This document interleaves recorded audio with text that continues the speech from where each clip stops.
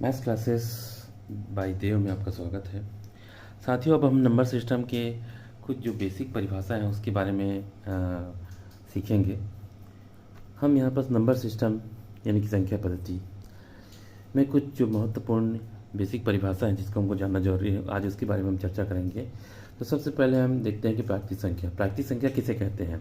देखो, जिन संख्याओं का इस्तेमाल वस्तुओं को गिनने के लिए किया जाता है ना, प्राकृतिक संख्या कहलाती हैं। इसे n से सूचित किया जाता है, जहाँ n बराबर 1, 2, 3, 4, 5 से लेकर अनंत तक की संख्याएं प्राकृतिक संख्या कहलाती हैं।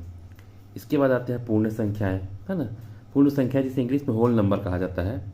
जब प्राकृतिक संख्याओं के समूह में जीरो को शामिल कर लिया जाता है तो उसे पूर्ण संख्याएं कहलाती है और इसे W से सूचित किया जाता है, जहाँ W बराबर यानी कि होल नंबर बराबर 0, 1, 2, 3, 4, 5 ये पूर्ण संख्या कहलाती हैं। ठीक है। इसके बाद आती है रूट संख्या। रूट संख्या जिसे इंग्लिश में प्राइम नंबर कहा जाता है।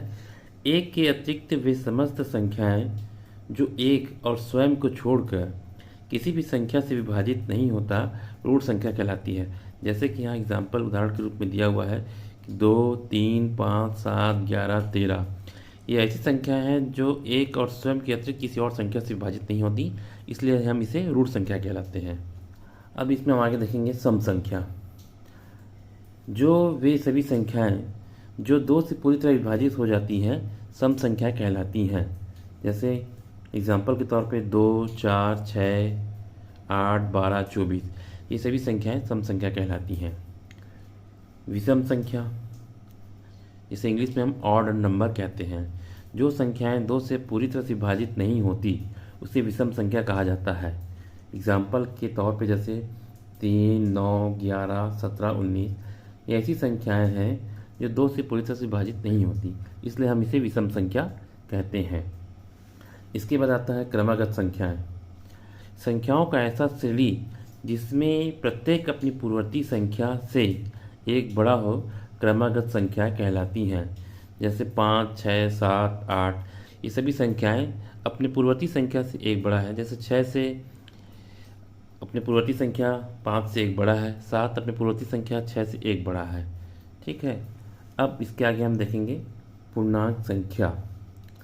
शून्य के साथ साथ धनात्मक एवं ऋणात्मक संख्याओं के समूह को पूर्णांक संख्या कहा जाता है और इसे i से व्यक्त करते हैं, यानी कि i मतलब इंटीजर।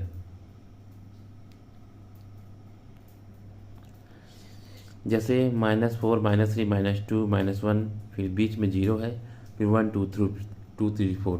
इसमें शून्य के साथ साथ धनात्मक संख्या ऋणात्मक संख्या दोनों शामिल हैं। तो शून्य के साथ साथ धनात्मक ऋणात्मक संख्याओं के समूह को पूर्णांक संख्या कहा जाता है।